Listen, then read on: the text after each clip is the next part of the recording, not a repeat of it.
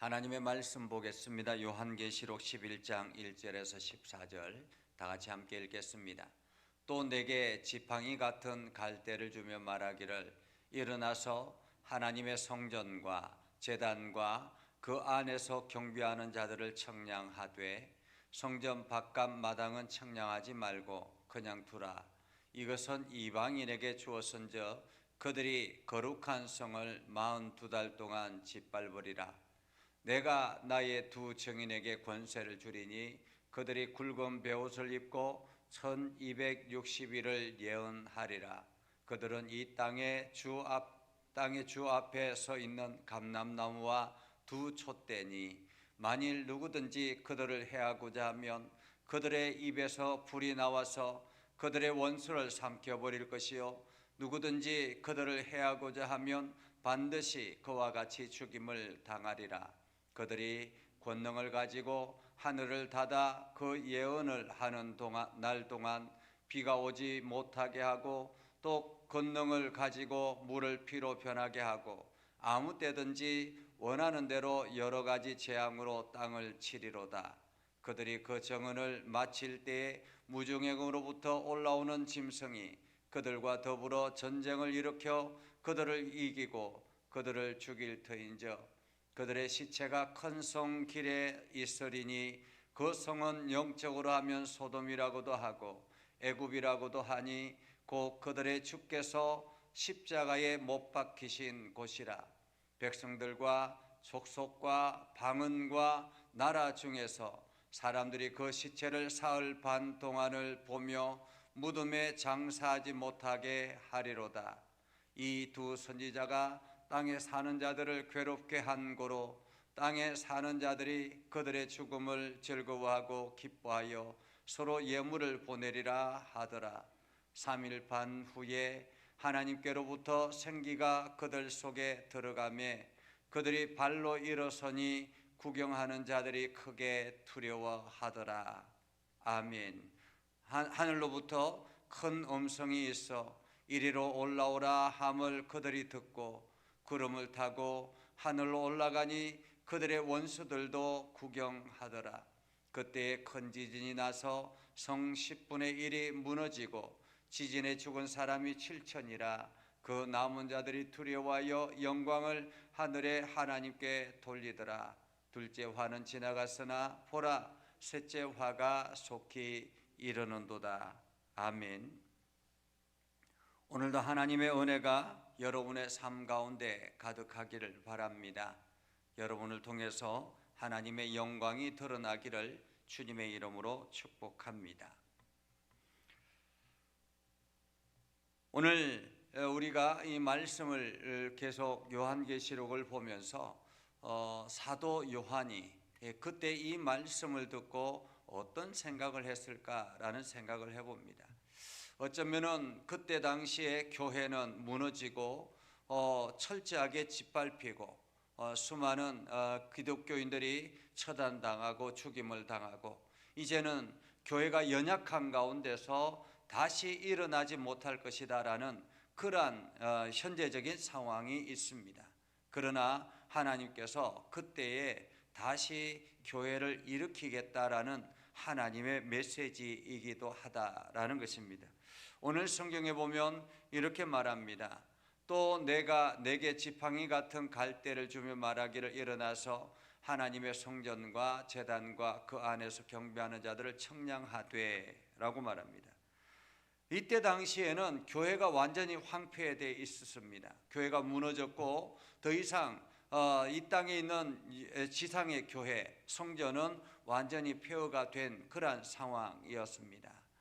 그런데 로마 제국에 의해서 완전히 짓밟힌 교회였는데 그 교회, 하나님의 성전과 제단과 그 안에서 경배한 자들을 청량하라라고 말하는 것은 아마도 이것은 하나님이 세우신 그리스도를 통해서 하나님께서 세우신 이 땅의 교회를 의미한다. 다시 말하면 성도들을 의미한다. 이렇게 말할 수 있겠습니다.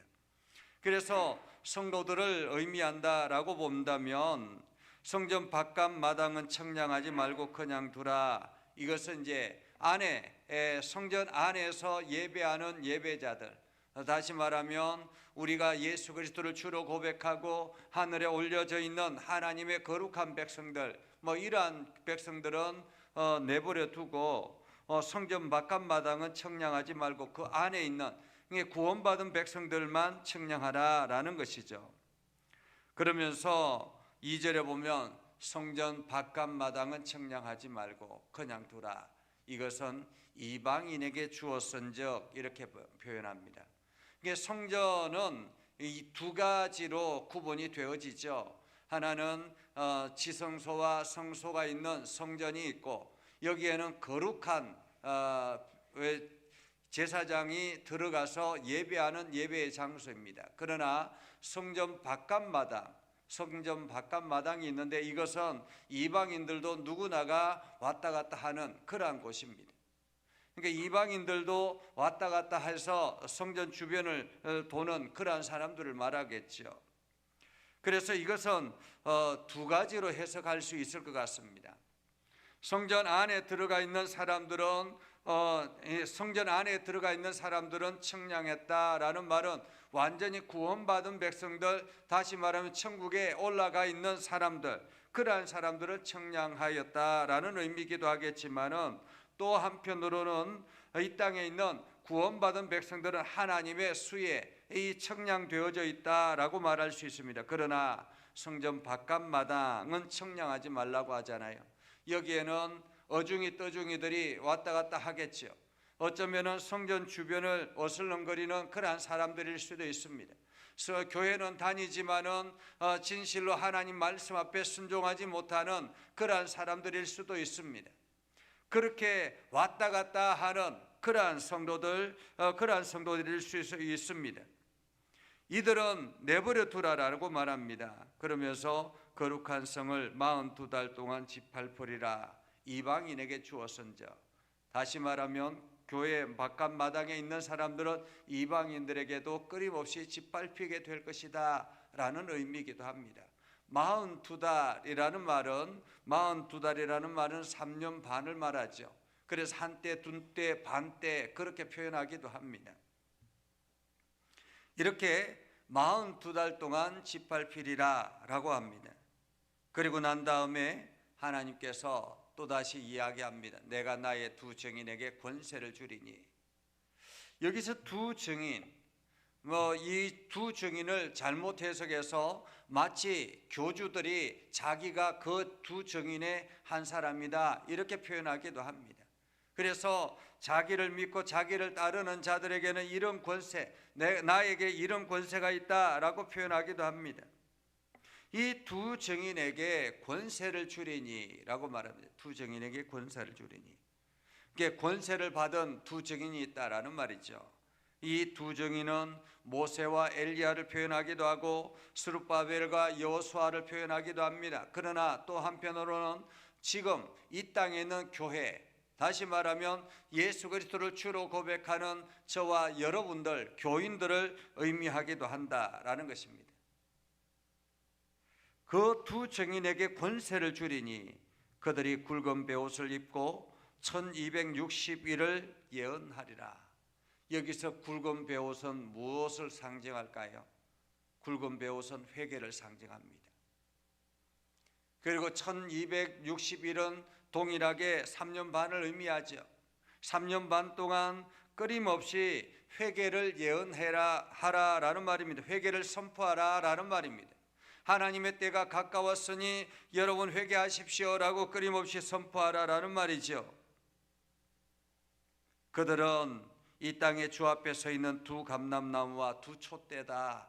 다시 말하면 감람나무와 두 촛대다. 그들은 누구입니까? 두 증인을 말합니다. 두 증인은 이 땅에 서 있는, 주 앞에 서 있는 감람나무와 촛대다라는 말이죠. 감람나무와 촛대는 성령과 관계가 있습니다. 관련이 있습니다. 그러니까 오늘 저와 여러분들은 성령을 받은 사람들이라는 말이죠. 성령을 받고 하늘의 권세를 받은 사람들이라는 것입니다. 그래서 5절에 보면 이렇게 말합니다. 만일 누구든지 그들을 해하고자 하면 그들의 입에서 불이 나와서 그들의 원수를 삼켜버릴 것이요 누구든지 그들을 해하고자 하면 반드시 그와 같이 죽임을 당하리라 라고 말합니다. 그와 같이 죽임을 당하리라. 그러면서 그들이 권능을 가지고 하늘을 닫아 그 예언을 하는 날 동안 비가 오지 못하게 하고 또 권능을 가지고 물을 피로 변하게 하고 아무 때든지 원하는 대로 원하는 대로 여러 가지 재앙으로 땅을 치리로다 라고 말하죠. 마치 엘리야가 하나님 앞에 기도했을 때 3년 반 동안 비가 내리지 않았던 것처럼 그렇게 이 땅에 있는 교회 성도들이 하늘의 권세를 가지고 그 핍박 가운데서 하나님 앞에 기도할 때 하나님께서는 그 기도를 들어 응답하시겠다라는 말씀이기도 합니다.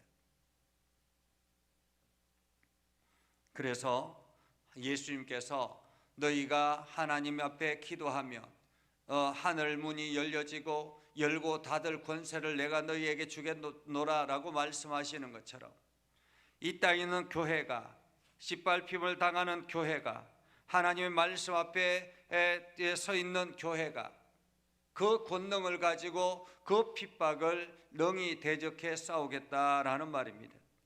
그래서 교회 바깥들에 성전 바깥들에 있는 그 성도들은 끊임없이 영적인 전쟁을 하게 될 것이다 라는 의미이기도 합니다. 그러나 영적인 전쟁은 계속 주어지는 것이 아니라 그들이 정언을 마칠 때에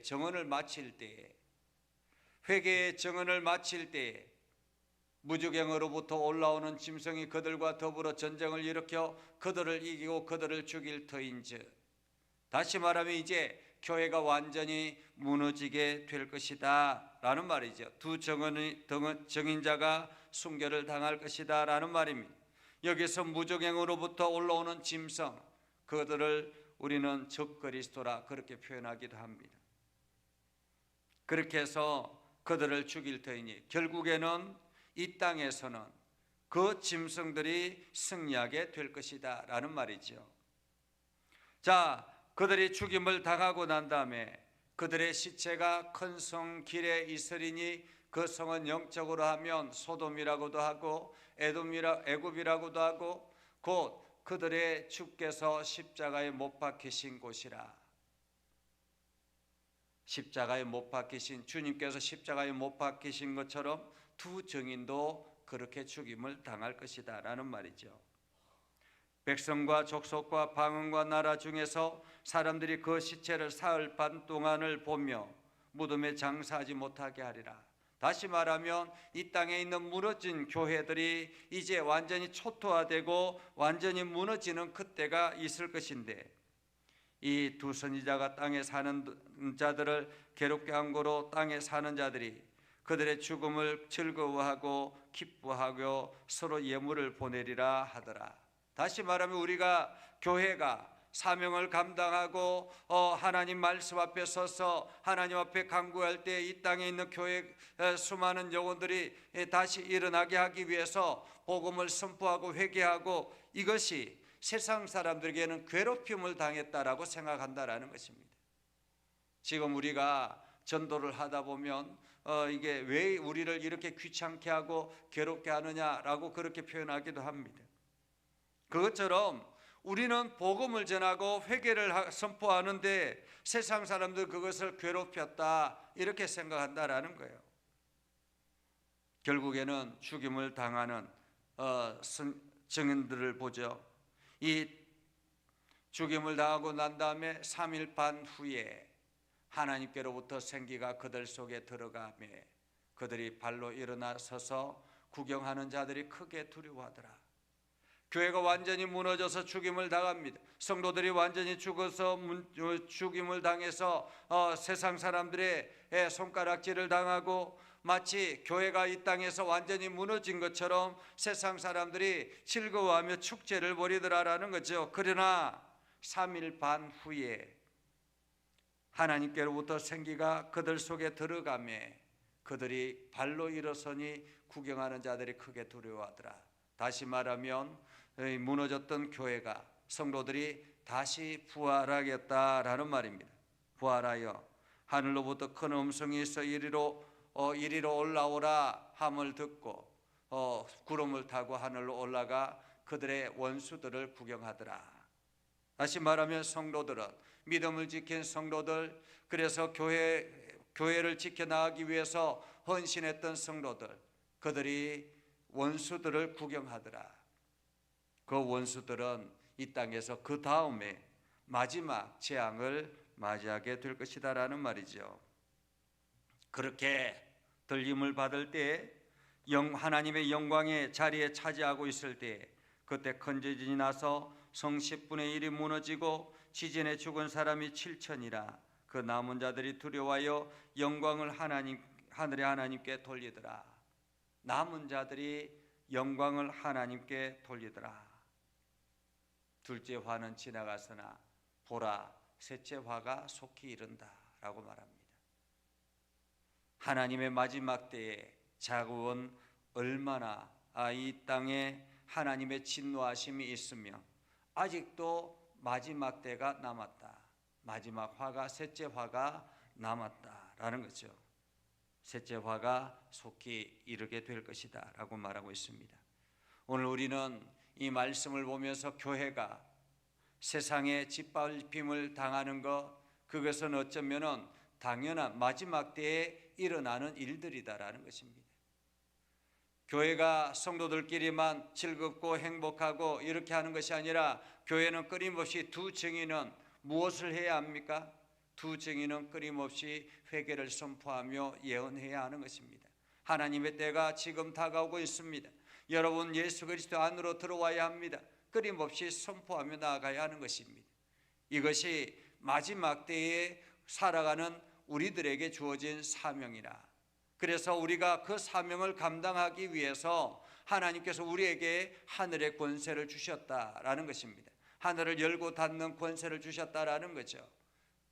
그래서 오늘도 그 권세는 우리가 사명을 감당하기 위해서 주어진 권세다라는 것을 기억하고, 오늘도 그 사명에 열심을 다하는 저와 여러분이 되기를 주님의 이름으로 축복합니다. 기도하겠습니다.